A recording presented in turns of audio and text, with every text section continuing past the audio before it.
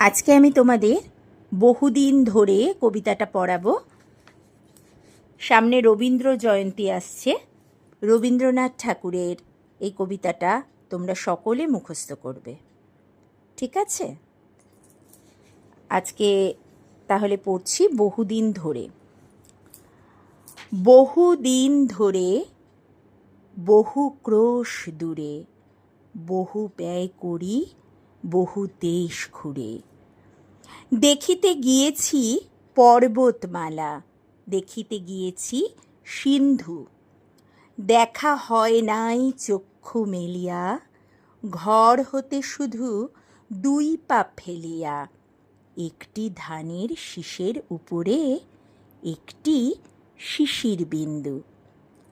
আচ্ছা, এই কবিতাটার অর্থ আমি তোমাদের বুঝিয়ে দিচ্ছি। তোমাদের বইয়ের ঠিক ওপর দিকে দেখবে মিলিয়ে পড়ো একটা লেখা আছে। দূরকে জানা যেমন আনন্দদায়ক, ঠিক তেমনি নিজের নিকট চারপাশকেও ভালো করে জানা ও চেনা অত্যন্ত জরুরি। কবিতায় যেন সেই সত্যই ফুটে উঠেছে। মানে হচ্ছে, এই যে আমরা কত টাকা পয়সা খরচ করে দূরে দূরে বেড়াতে যাই তো, তোমরাও যাও। তা শুধুমাত্র দূরকে দেখলেই হবে না, দূরে ঘুরতে গেলেই হবে না। তোমার আশেপাশে কত সুন্দর জায়গা আছে সেইটাকেও আমাদের ভালো করে জানতে হবে। বিশেষ করে তোমাদের আশেপাশে একটু গ্রামের দিকে গেলে দেখবে কত সুন্দর নদী, ধান ক্ষেত, কত কি আছে আমাদের চারপাশে। ঠিক আছে, তোমরা তো গ্রামের দেশে, তোমাদের অনেকের দেশের বাড়ি গ্রামের দিকে, সেখানে তো তোমরা যাও বেড়াতে। তা সেখানে গেলে দেখবে কত সুন্দর ধান ক্ষেত, নদী, তারপরে গাছপালা, জঙ্গল, চোখ যেন জুড়িয়ে যায়, চারিদিকে সবুজ আর সবুজ। তাই দূরকে শুধু জানলেই হবে না। আমরা দূরে বেড়াতে যাওয়ার টানে আমরা কত দূরে দূরে টিকিট কেটে কত পয়সা খরচ করে ঘুরতে যাই, তাই তো? কিন্তু শুধু দূরকে জানলেই চলবে না, আমাদের আশেপাশটাও অনেক সুন্দর। হ্যাঁ, সেইটাই বলেছেন রবীন্দ্রনাথ ঠাকুর, নিজের আশপাশটাকেও দেখো, প্রকৃতি আমাদের ভীষণ সুন্দর। শুধু দূরে অনেক টাকা খরচা করে বেড়ালেই চলবে না। এই যে বলেছে, বহুদিন ধরে বহু ক্রোশ দূরে, অনেক দূরে, বহু ব্যয় করি, অনেক টাকা খরচা করে অনেক দেশ ঘুরে এসেছেন তিনি। কি দেখেছেন?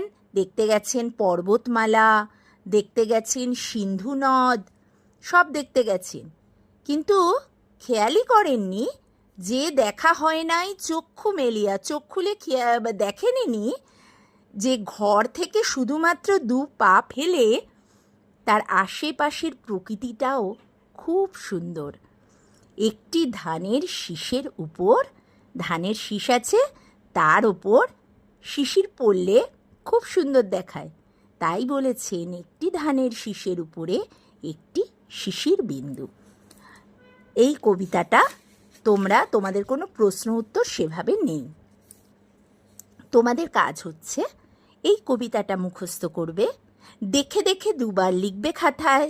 নিজেদের বাড়ির খাতায় লিখবে, স্কুলের খাতায় লিখতে হবে না।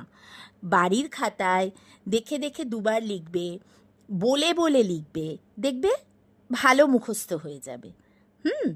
তারপরে তোমরা এটাকে না দেখে লেখার চেষ্টা করবে, ঠিক আছে? ছোট্ট কবিতা, খুব ইজি। এরপর যেটা করবে সেটা হচ্ছে মিলিয়ে পড়ো। যে লেখা আছে বইয়ের ওপরে ৭৭ পাতা, দেখো ৭৭ পাতা খুলো, কিন্তু মিলিয়ে পড়ো যে লেখা আছে, ওই মিলিয়ে পড়োটা তোমরা ভালো করে মুখস্থ করবে, লিখে লিখে মুখস্থ করবে, ঠিক আছে? আচ্ছা, একটা অর্থ লিখে রাখো, ব্যয়। ব্যয় হলো খরচ, ঠিক আছে? আর সিন্ধু হলো একটা নদের নাম, ঠিক আছে? সিন্ধু নদ। চক্ষু হলো চোখ, ব্যাস এটুকু করলেই হবে। আজকের মতো টাটা।